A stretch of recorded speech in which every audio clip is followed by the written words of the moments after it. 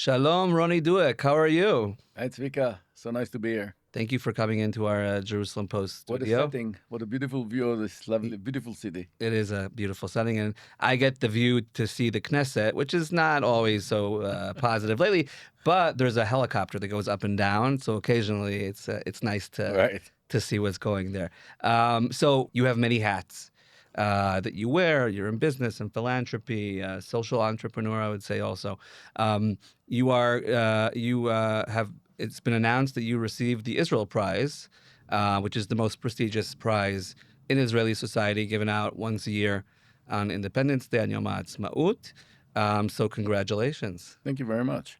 So let's start a little bit we'll speak about you. So most Israelis, I would say, those who are specific organizations maybe that you're involved in know of you, but you're not you don't push yourself in the media. You're not someone that, walking down the street and people will be like, oh, that's Ronny Douek, right? And it's a decision that you made. It's not like like it just happened. I think you enjoy being behind the scenes. Well, I think one of the main reasons is that at least for the last almost 2 decades, 90% of my time is dedicated to nonprofit work and social initiatives. So many business people combine nonprofit and business, and Right. and they need to have an high profile for their businesses, and I don't have that need. Right. So my business is really secondary, and most of my businesses now are mainly development project in the Negev, as you know, in farming and in hospitality. Mm-hmm. So I'm really dealing with the main issue without worrying about exposure, but we do get the amount of exposure necessary to promote our initiative and to get more partners and more awareness among the public in order to get more impact. Right. So these are the proportion of exposure to the media. Right. And you, the award that you're receiving is for your work throughout the past few decades, right? And also establishing Zionism 2000 and other organizations. You want to tell us a little bit about that? I really don't know where to start because I can go as far as high school. Okay. So let me rephrase the question. So where you grew up in Israel, right? I was born in Israel, in Haifa, in the Carmel mountain. Right. But your father was from Syria. My father from Syria, brought up in Egypt, came in the 50s. Okay. Met my mother, was born in Israel from an Ashkenazi origin, and they met in the beach when my father was playing rackets ball and hit my mother on the head. So that's how they met. Okay. And it's and at the age of 5, we moved to the Ivory Coast when my father started a construction company for the government, Soler Monet, and my mother worked at the embassy.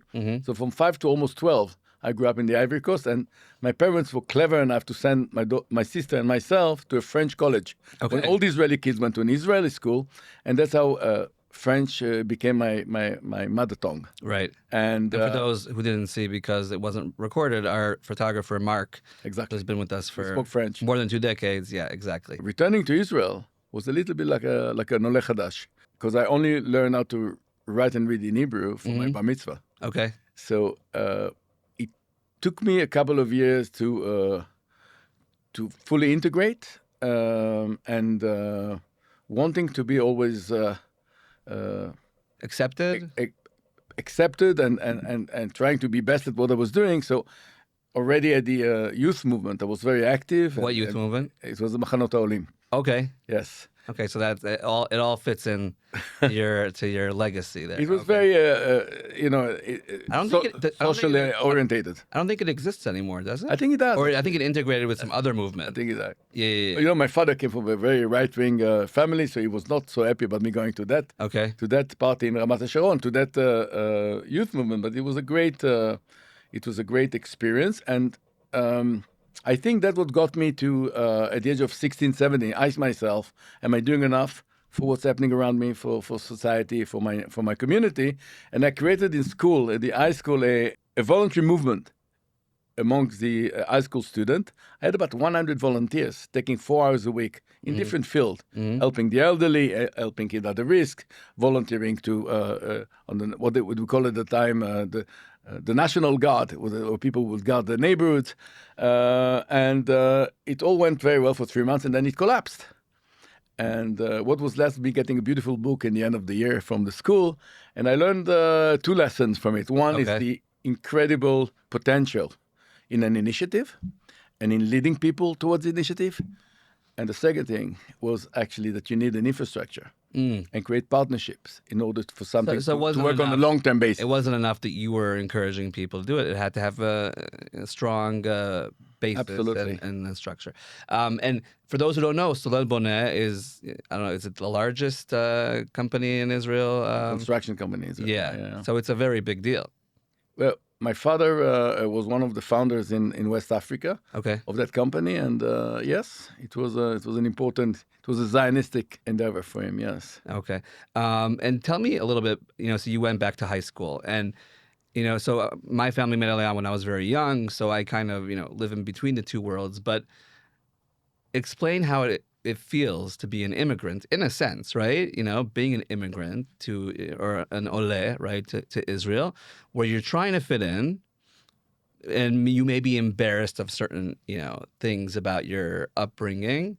And then maybe what usually happens a few years later, it kind of comes out, Yes, it does. right? You can't hide it. Well, it's something that I think coming back to Israel at the age of 12, it takes a few years to totally adapt. And I will even think about the army days. And I went to the special forces. So I wanted to go to the best. Okay. Because, yes, I think I had this Zionistic strike in me already that, belief that we have to do the best for the country. And I joined the special forces. And again, this was part of me wanting to totally integrate, to be the best, to be on the forefront of whatever I was doing. Right. And I think that's what it does to you.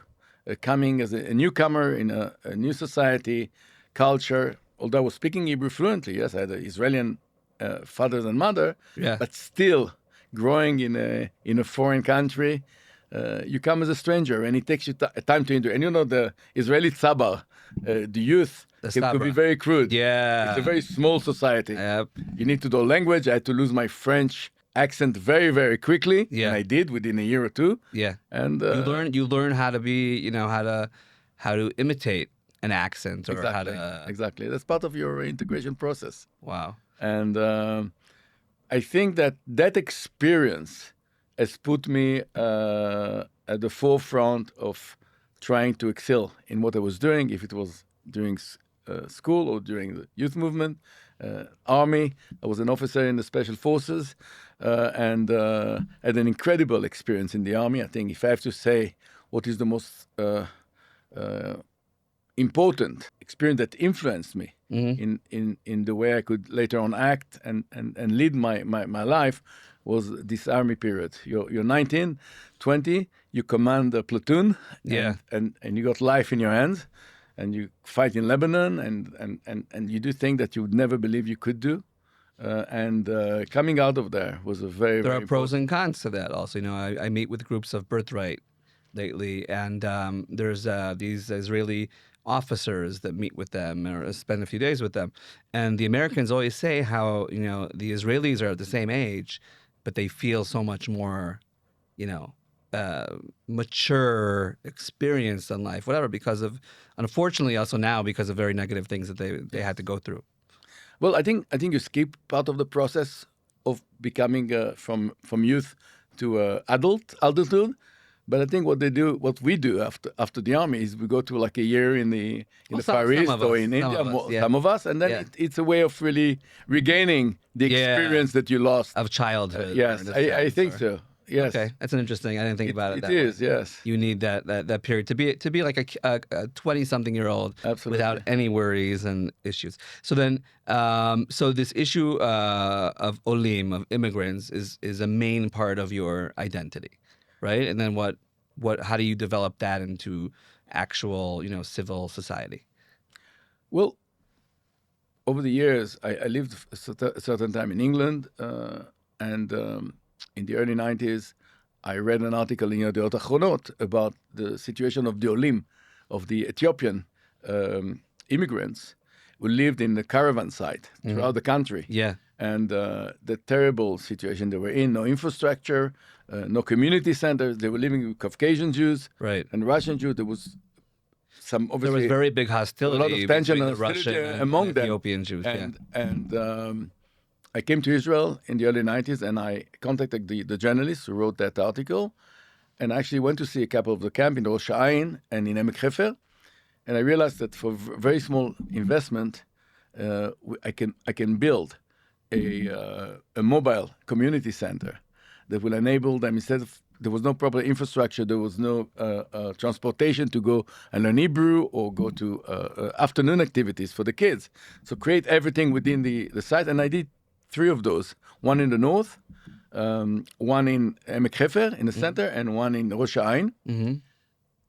And the incredible thing is that within a very short period of time, the local communities, both from Eastern Europe and the Ethiopian, started to mix within the community center. I give you an example. I came one day. By the way, this is all with philanthropic funds or with Complete. cooperation with the government? It was totally my investment, my first investment, really, in major seed investment. It wasn't very big, but it was very, I think, effective. Mm-hmm. I came one day sporadically, and I heard some piano music. I went in and I saw a Russian teacher teaching 3 Ethiopian kids piano. Wow. And that wouldn't have happened if that center wouldn't be there.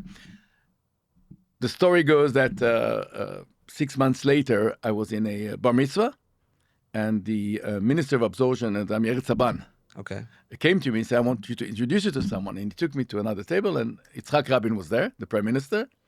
And he introduced me, and the Prime Minister went to his wife, Leah, and said, I would like to see the guy of which we spoke today at the government meeting. Mm-hmm. And he's the one who's doing this project and in the caravan site. And since then, we had a type of a relationship, and I met him a few times on different subjects, many on the youth leadership program and other. He was quite keen to promote these things. At one stage, I started a project of a mobile informative center for kids against drugs. That went around the country and reached, over the years, over 250,000 kids. The idea was that the Al-Sam organization who helps kids who fell into drugs wanted my assistance in some of the project. And then I went for a jog in Herzliya on the beach, and I saw an idle type of bus. And I had this idea of taking a bus and creating a mobile. So we did that. And the first truck that was ready, we inaugurated the Prime Minister's office. And the story is that that morning, there were 2 very, very serious explosions in Jerusalem. And I got a phone call from Eitan Haber at the time saying, we're canceling the inauguration. The Prime Minister was going to inaugurate the bus. And 20 minutes later, the Prime Minister told him that he's not canceling it. And 2 hours later, I'm standing in front of that bus inaugurating it. And there were like press from all over the world and Israel trying to interview the Prime Minister on the terrible explosion that day. And he said to them, and I couldn't believe it, I'm here to inaugurate a project that has to give an answer to one of the biggest problems this country is dealing with, who's of no lesser danger to us than terrorism. Wow. And that's the drug issue. And I'll never forget that moment, that show of leadership in front of the world press. Right. So the issue of combating, of assisting, the younger generation with drug abuse, etc. Does that come from a personal place, or just from understanding that was an issue in society that needed to be taken care of? First of all, I had kids in schools, and I knew that problem existed. I knew it existed also in the army. Mm-hmm. And Al-Sam came to me for assistance, and I thought that we need to do a project where youth speak to youth, not teacher, and that's what we did, and we invented that thing. And on the Thursday in November, on the Thursday before the murder of Prime Minister Rabin, I met him. It was his last meeting at the Ministry of Defense office in Tel Aviv. On Saturday, he was murdered, and I think that a few weeks later, I've decided to create Zionism 2000, with the understanding that there was a very serious tear in the social fabric in Israeli society. And by that, I mean the reaction of some people, including my family, to the murder, saying, it's terrible that the prime minister was murdered, but Oslo. And I was saying there's no buts. Or those who celebrated it. I don't even want to talk Okay. about that because these are the crazy extreme. I think a strong majority of Israel was shocked by of Israelis was shocked by the murder, but some of them were trying to not to justify it, but to explain it from a political point of view. And I said the murder of a Israeli prime minister by a Jewish terrorist cannot be explained and should not be explained. And I said to myself, either politics or to develop more my social work and initiative. And I thought that creating an organization that will try and promote personal responsibility among Israeli citizens and youth and kids, looking what's happening in a family, looking in the neighborhood, looking what's happening in the cities and villages and the country as a whole, will create a better society over the years there. And Tzionut Alpayim, Zionist 2000, really went into two avenues. Okay. One was to try and get as many businesses to get involved in social activism.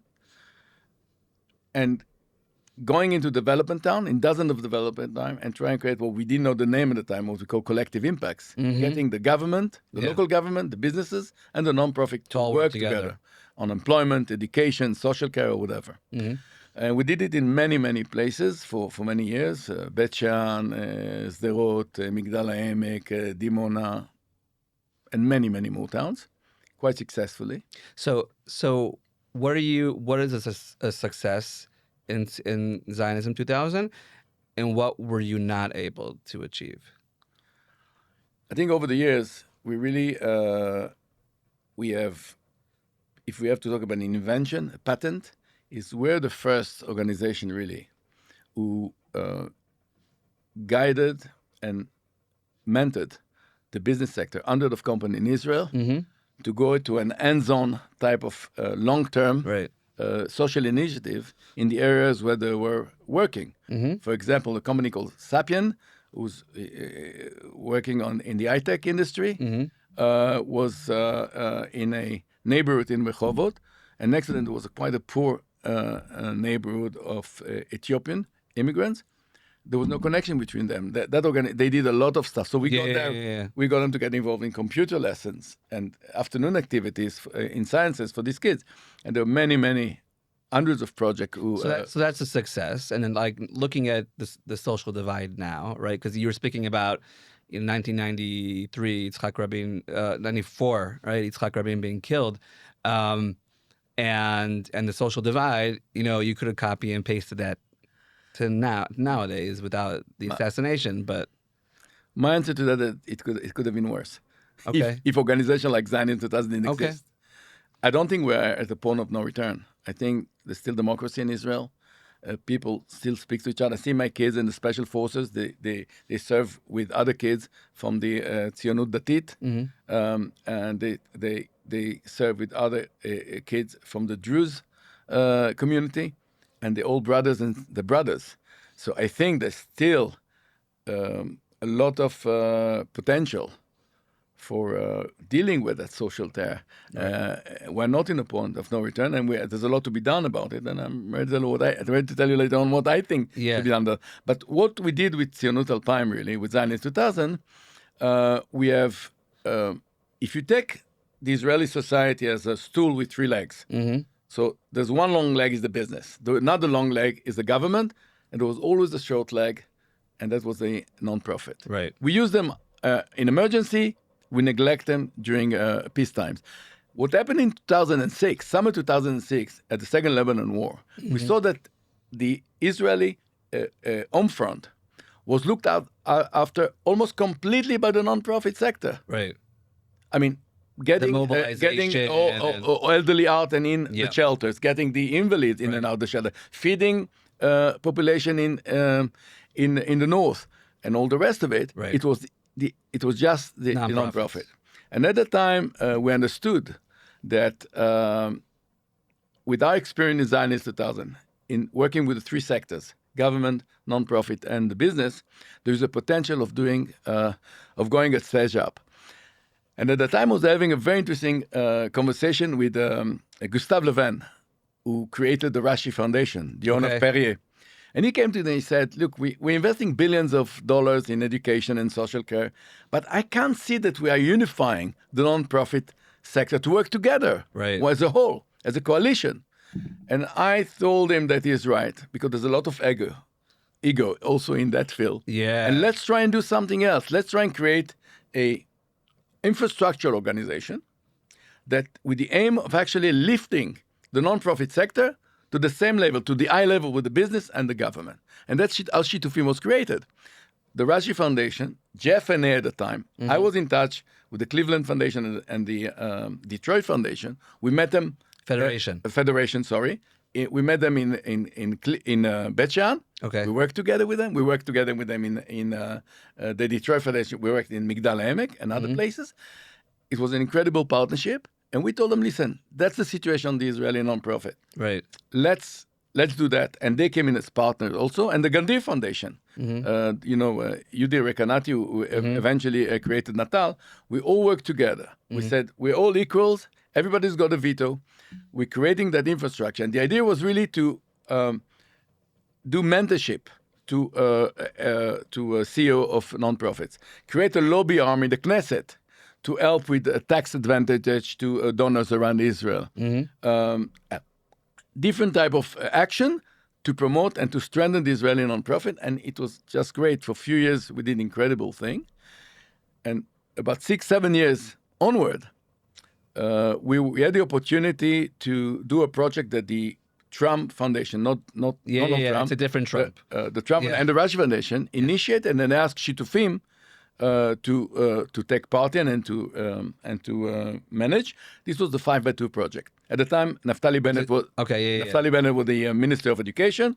So Dushi Shlomo was the CEO of Shitufim, and I went to see him and we said, look, there's a huge problem in Israel. Our biggest asset is the qualitative advantage of the individual over our neighbors.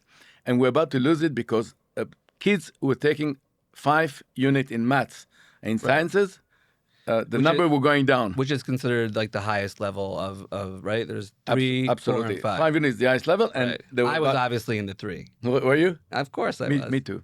But there were about 9,000 and the country needed 18,000. Yeah. So what we did, Project 5x2, we put together under one umbrella 60 high-tech companies, businesses, other businesses, all the many of the major non-profit dealing with education.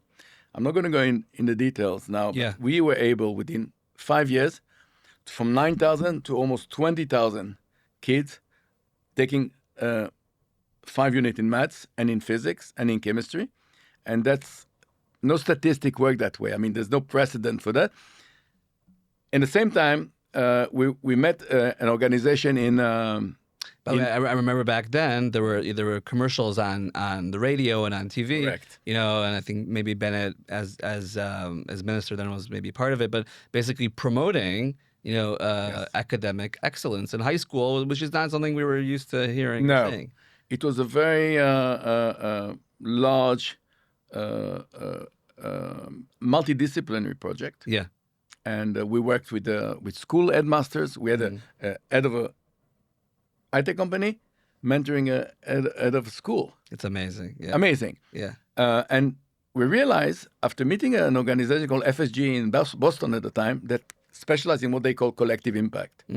That organization took cities in Canada and in the US were under the poverty line. And within 5 years, brought them to the average of the country. Wow. How did they do it? They had a method called collective impact. Yeah. We started to send our team there and to learn the system.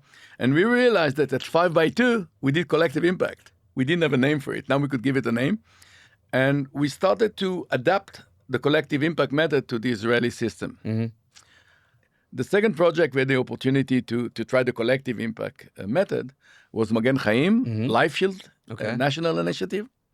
Every year in Israel, the state controller at the time showed the statistic that between 4,000 to 6,000 people die from infectious diseases in hospital. Half of them for no reason. Crazy, more than terrorism, more than all the wars that we have. Wow. There's no other calamity that takes so many lives. We went into the Orna Barbibai at the time was the first lady general in the army. Came to me to seek advice what to do until she can go into politics. And I said, look, we've got an amazing project. Let's create this national initiative fund, and we'll start doing some collective impact project. And that's what we did. We went into Tel HaShomer with Itzik Rice, who is probably one of the best managers in this country, and in the biggest hospital in the Middle East. We went to a smallest hospital in Nahariya with Professor Baroum, who is an Israeli Christian Arab, who's, again, another amazing leader. Yeah. Although Nahariya is a small hospital, they had a huge problem with the refugees coming from Syria at the time. And in these two hospitals, within a very short period of time, we reduced the unnecessary death of infectious disease to half. And again, we use technology, we use leadership, we use competition among the department in the ward in the hospital, and we used a lot of training. Wow. I can give you many examples of how we did it, but it's just... Okay. So let's fast forward to October 7th. Okay, where does that, where are you, you know? So I gave you example of project we did in normal times. Right. In peace times. I give you... That builds like resilience and... Exactly. It's important for me to talk to you about the COVID time. Okay. So during COVID, I personally spoke to Itzik Rice in Tel HaShomer and said, look, I understand we're going to a huge calamity. I mean, dark days are coming on the world. Nobody knows what's going on. I would like to give you a certain amount at a time, $1 million to help, whatever. Okay. And Itzik told me, listen, I've seen what you did with the infectious diseases. The biggest problem for our medical system today is the geriatric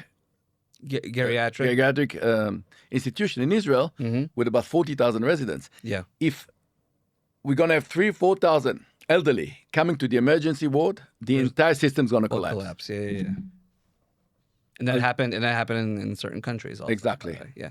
Italy. I'll jump forward and I'll tell you that within 2 weeks, we've collected an unprecedented amount of money from mainly Israeli company, and one foreign company was the Scheinber Foundation, about 20 million shekel. We created in our center, in Bet Yeshua, this is where all our nonprofits are sitting. We created a command and control center, brought the top generals, ex-general, and retired general in the army, in all kind of fields, and got the Acharai movement, a youth movement, to bring their representative for 365 different institution centers. And we supplied the goods that they needed in the material to protect the elderly. We supplied training, and we coordinated among the different Ministry of Health, Ministry of Social Care, in relation to the elderly in those places. And I think that we single-handedly stopped, and I'm saying it not us, but with many, many partners from different amutot, from different non-profit who joined us and everything, but everything was done from our center under the collective impact method. We had the government, Right. We had the non-profits, we had the businesses, all working together, making sure that the elderly would be dealt with safely in their centers. Right. So your work is very diverse, right? It's not just it's very. I mean, there are things that are repetitive, but at the end of the day, it could be. It's very diverse, but what happened, and this was one of the reasons why many large foundations, like the Anadi Foundation, the Harrison Foundation, and some of the federation didn't really understand what we're doing. Collective impact. It's easier to go and donate some funds for an hospital or for it's easier to sell, quote unquote, sick people or or people who are injured, etc. Right. It's but then when you sell a method of work, it's not easy. Strategy is very, very difficult. But I went on TV unwillingly in Channel 12 on Friday night during the COVID time. Yeah. And I explained what we were doing with the elderly. I was explaining what we did with a very small budget, but with a huge impact. And suddenly, people and other non-profit understood what collective impact was all about. Because everybody was, as a father, the grandfather, the grandmother, the sister, was suffering with it. The elderly was in every family. So it touched everybody. So that was this was a turning point for us as an organization. Right. Suddenly, huge nonprofit were talking to us about collaborating, about bringing the method to their operation. and giving them the tool in order for them to do better to what they were implement doing. it and whatever. So you've been in this world of social activism and philanthropy for a long time, but it seems to me, and I think it's pretty proven, that most, I would say, a large proportion of well-off or successful business people in Israel, up until COVID, and then the judicial reform protests, and then the war, were not as involved. Like, they may be like chairman of a certain organization, volunteer some time, give a little bit of money, but I think definitely COVID and then the protests against and for the judicial reform caused a lot of people, people who are in high tech, right? And they sold their companies, they came back from Silicon Valley, a bunch of those types of people who were suddenly like, wait, I don't agree with what the country is doing, or right, and then the war even more so. And it's interesting that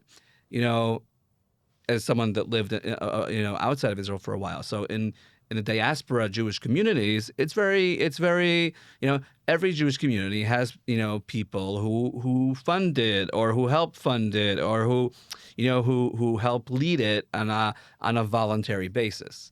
And in Israel, it's becoming only now, so in a sense, something mainstream. I think that if you have to look at the pivotal time for a change in attitude or culture of giving in Israel, I think the 7th of October is definitely that time where people cross the line. I think few people, maybe like me, have decided at their 40s to dedicate most of the time to nonprofit because they're business people. I understand it. Right. This is their but they dedicated it, and I'm sure they're doing incredible stuff with the money they make. Also, maybe their passion. Exactly. But what happened on the 7th and 8th of October, the type of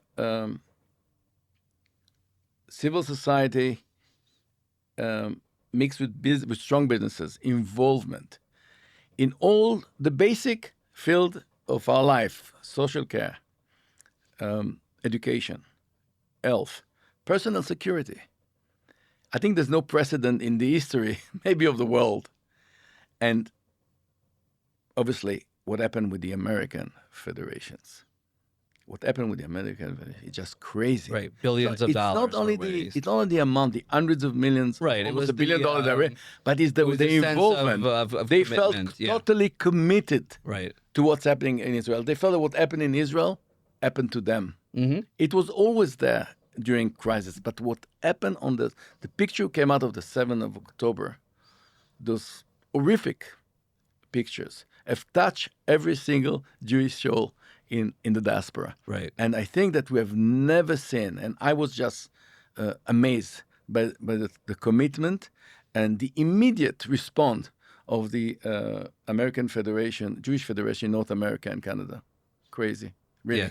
And I must say that on the 8th of October, I woke up and had already the name of our next initiative, and that was resilience of our children, resilience of our kids. I realized that the most the worst victim of that crazy Black Sabbath were the children and the youth. Yeah. And we saw that the refugees, our own refugees, were coming out of the Otef and the north to the Dead Sea, to Eilat, no infrastructure. Right. Kids from the So hundreds of thousands of displaced Israelis. Yeah, but are you talking about dozens of thousands of kids? Some of them were in the first front line of the war on the 7th and on the 8th and on the 9th and on the 10th. Who've seen things that they should have never Their seen. brothers and sisters. The brothers and sisters of the kidnapped kids and the kids in school So with many them. circles of So the circle was impact. touching about 20,000 kids. And I knew, and my friends and colleagues knew, that this is where we had to put our efforts. And again, within a very short period of time, we were able to raise almost 50 million shekel. Wow. Again, an unprecedented And what was the result for a local Israeli foundation. The Jeff and I were the first to put the first amount. I think it's one of the first donation when they collected 800 million. They understood they were one of the founders of Shitufim. Okay. So they knew our capabilities. So they Becky knew Caspi, Eric Finger had all the Becky and Jeff and Steve and everybody there and Eric and everybody were directly involved in that. And they even say when they announced that they coming with the first amount, they said, we're very proud to partner with you on that. And what we did, within a very short period of time, we created 2 camps, one in the Dead Sea, one in one in the Dead Sea, one in Elat, catering for over 15,000 kids. Wow. We had kids were getting psychological treatment in the lobby of hotels by volunteers who would come and go, and in the Right. pools. There was no continuity. It would be more damaging than helping.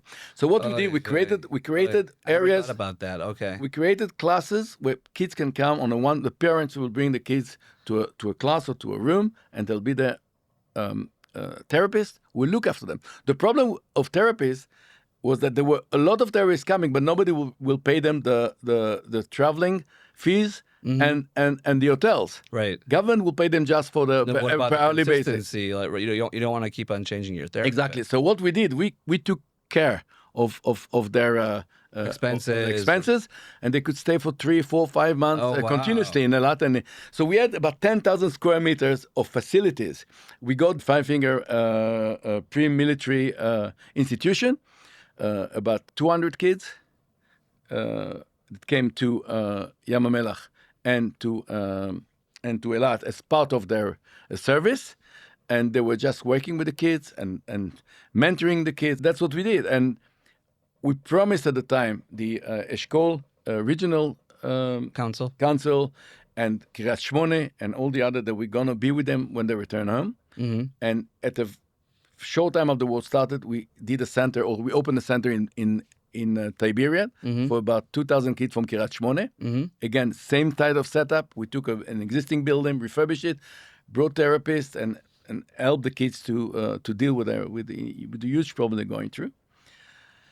And now we are at the verge of starting a very, very large initiative in the north and in the south, but mainly in the north, on a resilience for kids there. Mm-hmm. When you talk about resilience for kids, it's a multidisciplinary issue. It's a very big headline. But It's social care. Okay. It's health. Mm-hmm. It's their education. Mm-hmm. It's their personal security, and so many other things. Right. So we have created a motion of a school called a resilience school. And a resilience school says that from 8 to 6, kids have to be taken care of according to their needs, to all their needs. Okay. Okay? And what we're trying to create, and we did it already in the OTEF, create schools that give all the mental and physical needs of those children and youth. Working with youth movement, working with the local authorities, working with other nonprofits who specialize in mental care. Because what they've gone through in the last 1.5 years is unprecedented. Yeah. And I can tell Also, you... by the way, a lot of these kids, I mean, also went through COVID, right? At different ages, depending on Very, their very age. much so. So, sometimes some of them, like their high school experience is COVID, Yes. and then war. It's a lot of their childhood was just sucked out. Very much so. And I can tell you again, when we talk about relationship between Israeli philanthropy and the U.S. philanthropy, Jewish philanthropy, the first to have To step up and I put the first amount for this 100 million shekel fund that we're putting up. Okay. The JFNA came with the second amount, and the Mandel Foundation came in too, and few other Israeli funds are coming in with us. So basically, we're talking about an initiative, right, to work with teenagers or children. It's a work with children and teenagers in Okay. full cooperation with the Ministry of Education, with whom we're in close touch, with the local government, like the local leadership of Kiryat Shmone, The municipalities. of Sderot, Municipalities. of Sderot, of the Eshkol villages and kibbutzim. And the idea is really to give an holistic approach yeah. and answer But- to all the needs of so- the kid so- in the next 4 years. So it's 100 million shekel that you're raising. It's an 100 million check that we're For how raising. many years is it? For 4 years. For 4 years. But we're going to leverage it at least 4 times Okay. with the government. I'll give you, for example, a project that we just concluded with the government, with Minister Elkin. We explained to him that resilience of kids is also the 8 or 9 or 10 hours that where they're home with the parents. So we're doing a parent to resilience project. We're going to do center for parents in the north and in the south, but mainly in the north at the moment, helping the parents dealing with all the problem that the kids are coming from a year and a half of being refugees away from their home. And are there enough And we're doing it on a 50-50 basis with the government. Are there enough therapists in the country? Psychologists. I mean, because there are all reports show that there's not enough, right? If you want to go to a psychiatrist or a psychologist, you have to. If it's public, you have to wait for months, if not even half a year or more than that. And then if you want to go private, it's a lot of money. But sometimes they're not even therapists will say we're booked. We don't have any room. I can tell you that we've opened a few months ago a resilience center in Magdal Shams, Jewish village in the Golan Heights, and one of the major problem was therapists. But if you can provide them with the accommodation and with transportation, again, like we had it in the north, in the south, you can sort a lot of problem. So it's an holistic issue, and it needs an holistic approach. So collective impact again is coming here because we're working with local government, businesses, other non-profits specializing in mental care and others, and ourselves as Shitufim, who are giving the umbrella solution of collective impact for those projects. So I believe that as we did with the Parenthood Project, with Minister Elkin and the government on a 50-50 basis, our 100 million shekel will at least multiply themselves, triple or quadruple, because government is going to come with at least that amount, and we know how to look at budget. We know that it cannot be painted money. We know it has to be new funds, and we knew how to work with government over the years since we did 5x2 and all the other projects. They always involve government. They always involve other ministries, and we have the knowledge to make sure that it's new money coming in. Right. And we're not replacing the government. Because one of the issues, people are saying, okay, there are certain things governments can't do. Exactly. They can't. Exactly. Like this Parenthood Project, nobody was looking at it. Yeah, the government We can't. came with it. Right. So I wanted for a second speak to Ronny, not the social entrepreneur and whatever, and the philanthropist, but Ronny, the Israeli citizen. Okay? Are you? I mean, as a citizen, I'm worried about what's going on in the country, the clash between, the different authorities, the hate speech from within, not from outside. We're used to anti-Semitism, right? But from within, people are demonstrating in violent ways, are speaking in very negative ways. Where is this going?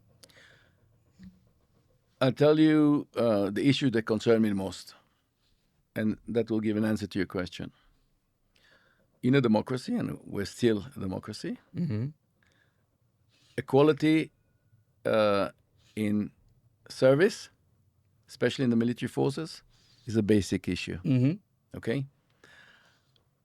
There's no reason on earth why most of the minorities in Israel, I'm talking about the Haredim, and I'm talking about the Arab Israelis, will not serve the country like my kids and like my friends' kids and like my nephews who are in the special forces and other. We're not in the special forces, but giving a 3 years or 4 years service to the country.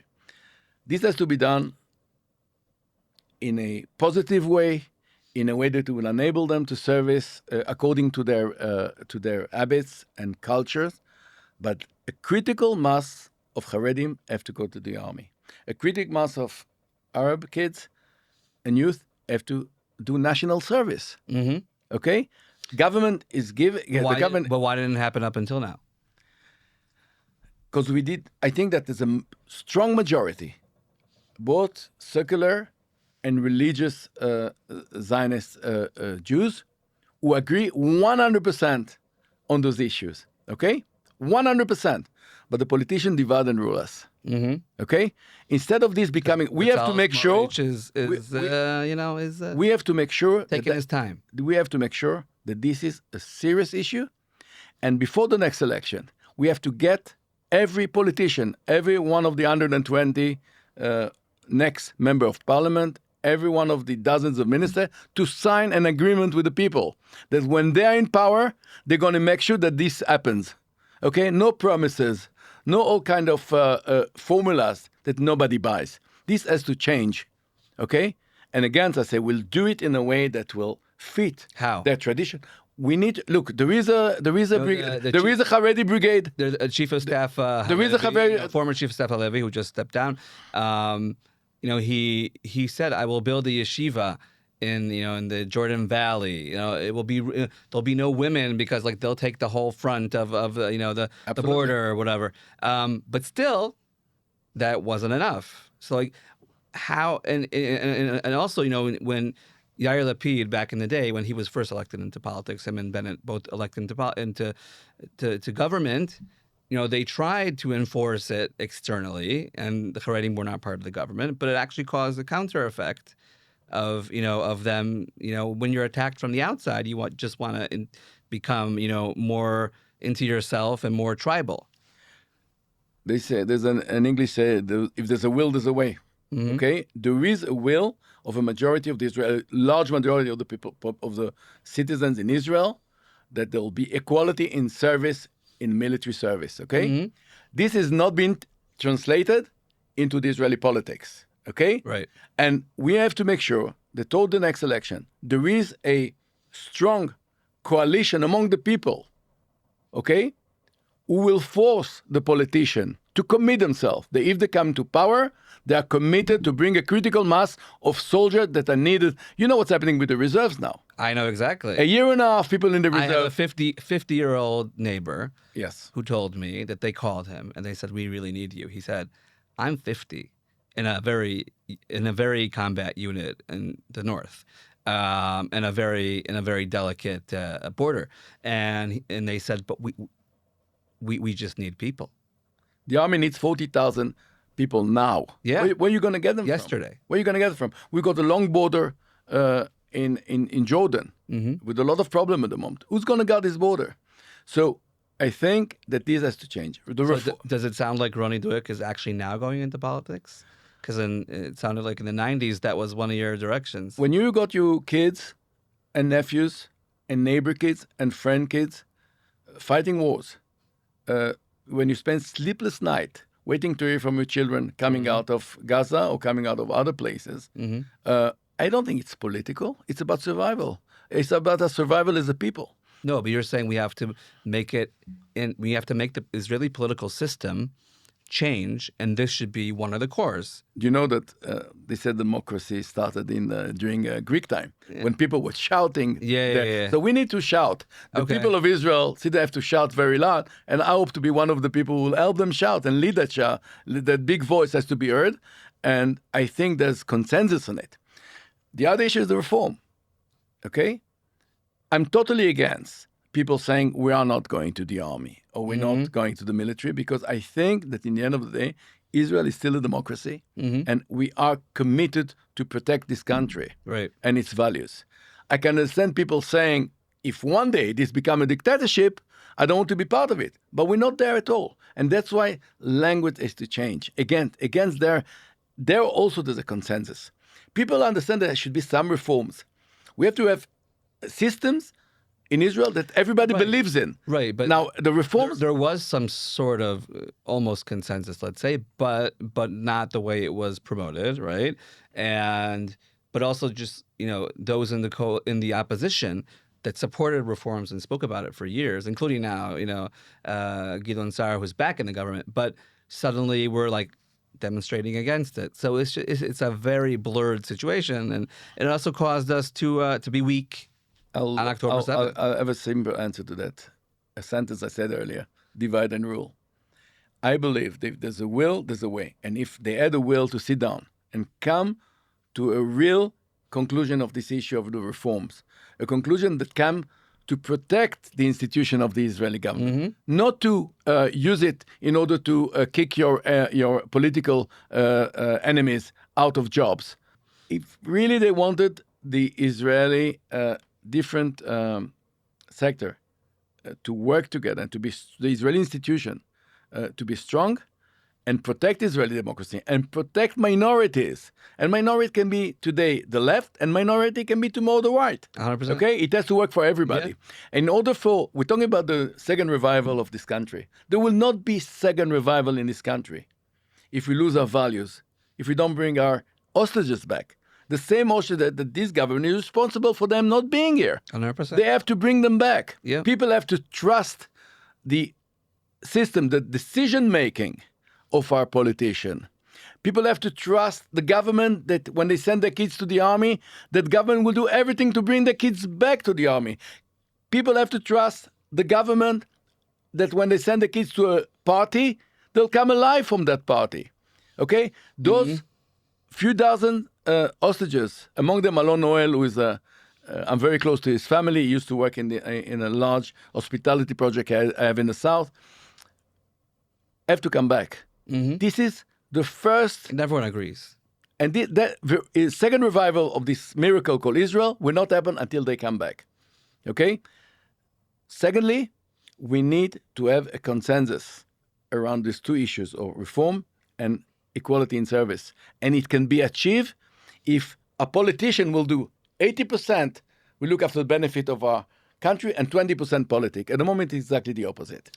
Right. Whatever. We can get into that, but I'm not going to get too much into it. I'll just say that I agree about two of those issues, though creating, a government or whatever it is based on only these types of things, it's a crisis moment, right? So they need to be dealt with. But what about ideals, right? What is Zionism nowadays? What is, the reestablishment of the state? What is Judaism, and what is a Jewish state in 2025, right? Like all those things also have to be part of the discussion. Otherwise, and where I hear it from the younger generation. The younger generation, you were speaking about your kids, your sons, they live in a totally different world than we do. We don't see their voices yet on television as much as we would like. And we don't, and they are in very different, they're not in the same boxes or, streams that we are. They're in a whole different Speak of 2 weeks ago. Yeah. I was taking my son back to the army, and he was wearing a huge kippah.